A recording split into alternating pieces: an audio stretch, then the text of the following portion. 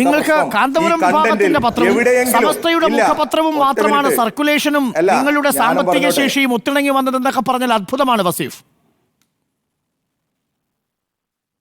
അല്ല, അത്ഭുതപ്പെട്ടോ നിങ്ങൾ? അതിനോട് തർക്കവും വേണ്ട. നിങ്ങൾ അത്ഭുതപ്പെട്ടോ?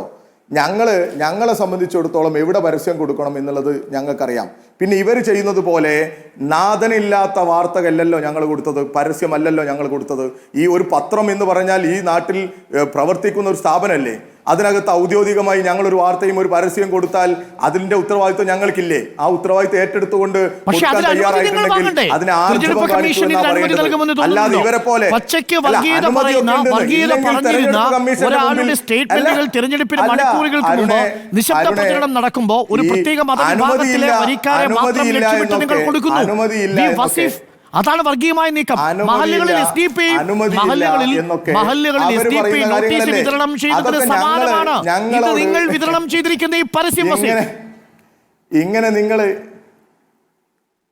നിങ്ങൾ ഇങ്ങനെ പറഞ്ഞ പോലെ SDP നോട്ടീസ് വിതരണം ചെയ്യുന്നത് പോലെയാണോ ഞങ്ങൾ ഔദ്യോഗികമായി ഇടതുപക്ഷം മത്സരിക്കുന്ന ഈ തെരഞ്ഞെടുപ്പിൽ ഞങ്ങൾ ഒരു പത്രത്തിന്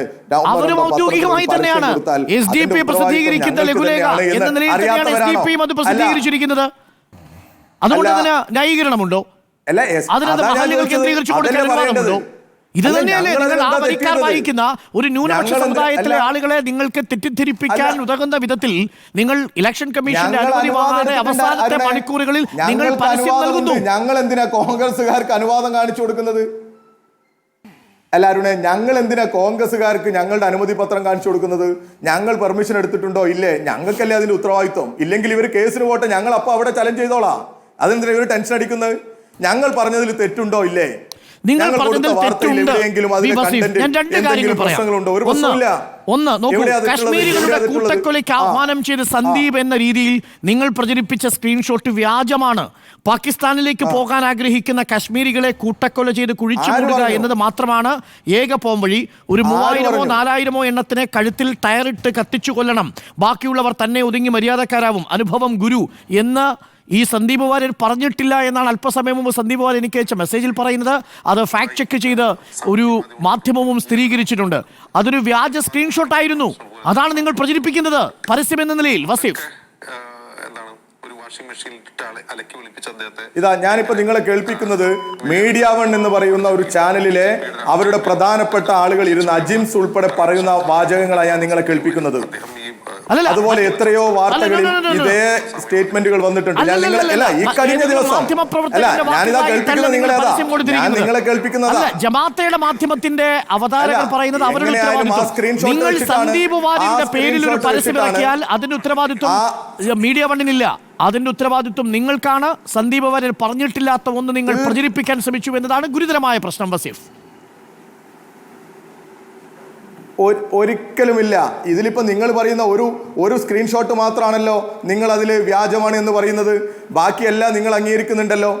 ഇത് മാത്രമല്ല, ഇതിനേക്കാൾ പറയുന്ന വേറെയുണ്ട്. അതായത് ഡയറക്റ്റ് ആക്ഷൻ പ്രഖ്യാപിച്ച് ഹിന്ദുക്കളെ കൂട്ടക്കൊല ചെയ്ത പാരമ്പര്യമാണ് ലീഗിന് എന്ന് ഇദ്ദേഹത്തിന്റെ കമന്റ് ഉണ്ട്. അതും ഞാൻ നിങ്ങൾക്ക് അയച്ചുതരാം.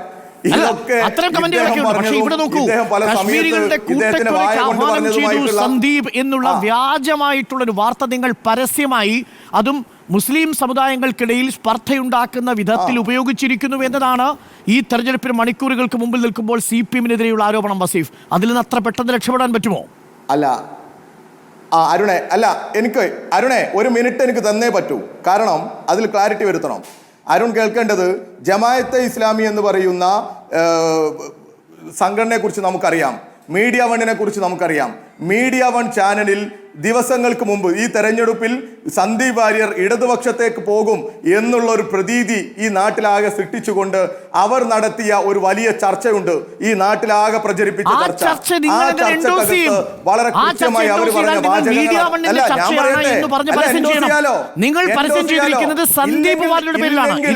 ഇല്ലെങ്കിൽ ഇത്ര ദിവസമായി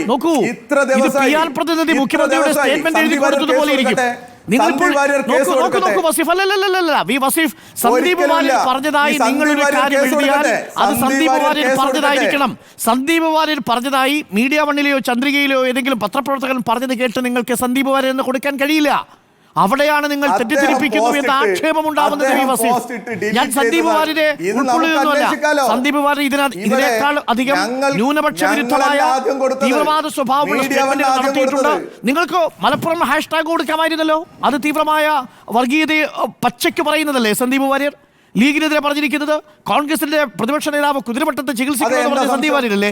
പക്ഷെ നിങ്ങൾ മനഃപൂർവ്വം വാർത്തയുണ്ടാക്കുന്ന തരത്തിൽ വർഗീയമായി നിങ്ങൾ സന്ദീപ് വാര്യരെ ഉപയോഗിക്കുന്നു എന്നതാണ്. അതും ന്യൂനപക്ഷ വിഭാഗങ്ങൾക്കിടയിൽ സർക്കുലേഷനുള്ള 2 പത്രങ്ങളിൽ. അല്ലല്ല ഒരിക്കലുമല്ല നോക്കൂ അരുണേ, ഇതേ ഹാഷ്ടാഗ് ഉള്ള ഒരു ചാനലാണല്ലോ മീഡിയ വണ്ണ്. ആ മീഡിയ വണ്ണ് എത്ര ആധികാരികതയോടുകൂടിയാണ് ഈ വിഷയം റിപ്പോർട്ട് ചെയ്തത്? നിങ്ങൾ പറയുന്ന മുഴുവൻ ആർഗ്യുമെന്റുകളും നിങ്ങൾ ഇത്ര ആധികാരികതയോടുകൂടിയാണ് എടുത്തിരിക്കുന്നത്. മുഖ്യമന്ത്രി പിണറായി വിജയനെ കുറിച്ച് മാധ്യമവും മീഡിയ വണ്ണ് പറഞ്ഞിരിക്കുന്ന വാചകങ്ങൾ ഞാൻ അങ്ങോട്ട് പറയട്ടെ. ഇതേ ആധികാരികതയോടുകൂടി താങ്കൾ സ്വീകരിക്കുമോ?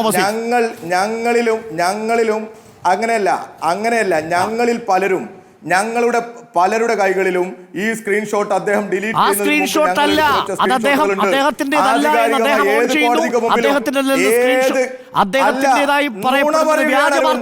നുണ പറയുകയാണ്.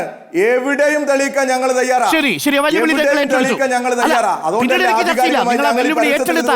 തെളിയിക്കാമെന്ന് പറഞ്ഞാൽ ശരി, എന്റെ അറിവ് ഞാൻ പങ്കുവെച്ചു എന്ന് മാത്രം. എന്നോട് സന്ദീപ് അല്പസമയം മുമ്പ് ഒരു മെസ്സേജ് അയച്ചു തന്ന് അതിൽ ഫാക്ട് ചെക്ക് ചെയ്തിരിക്കുന്നതായി മറ്റൊരു പ്ലാറ്റ്ഫോമിൽ ഞാൻ മനസ്സിലാക്കിയത് അത് സന്ദീപിൻ്റെതല്ല എന്നാണ്. സന്ദീപും പറയുന്നു ഞാൻ അങ്ങനെ ഒന്നും ഇട്ടിട്ടില്ല. ഇങ്ങനെ കശ്മീരികളെ കൂട്ടക്കൊല ചെയ്യാനുള്ള ആഹ്വാനമായി തെറ്റിദ്ധരിപ്പിക്കപ്പെട്ടാണ് ആ വാർത്ത പ്രചരിച്ചത് എന്നാണ്. ശരി, അത് നിങ്ങൾ ആ വെല്ലുവിളി ഏറ്റെടുത്തെങ്കിൽ ഈ ചർച്ചയ്ക്ക് മുമ്പ് നിങ്ങൾക്ക് അത് തെളിയിക്കാൻ സാധിച്ചാൽ ഞാൻ ആർഗ്യുമെന്റിൽ നിന്ന് പിൻവാങ്ങിക്കൊള്ളാം. ഇത് പൊതുസമൂഹത്തെ ധരിപ്പിക്കേണ്ട ബാധ്യത മാത്രമേ എനിക്കുള്ളൂ. ഞാൻ സന്ദീപ് പറഞ്ഞത് നിങ്ങളുടെ മുന്നിൽ വെച്ചു എന്ന് മാത്രം.